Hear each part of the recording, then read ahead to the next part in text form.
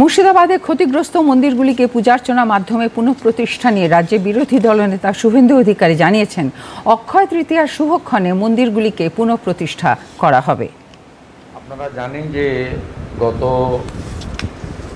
11 এবং 12 এপ্রিল মুর্শিদাবাদ জেলার শামসেরগঞ্জ ধুলিয়ান এলাকাতে বিস্তীর্ণ এলাকা জুড়ে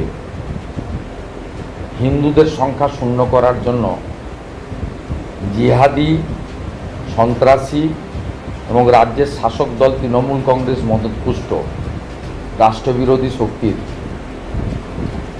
হিন্দু গ্রামগুলিতে হামলা হয়েছে। মন্দির কমিটিগুলির হাতে প্রাথমিকভাবে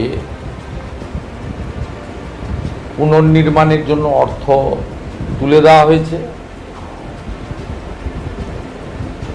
আগামী 30 তারিখ অক্ষয় তৃতীয়ার পুণ্য লগ্নে সকাল 10টার সময় পুরোহিতের মন্ত্রোচ্চারণের সাথে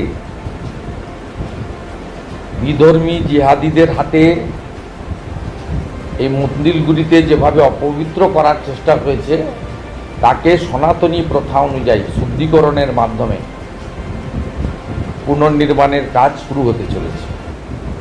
এই জিহাদিদের হাতে, এই জঙ্গিদের হাতে, এই পাকিস্তান প্রেমীদের হাতে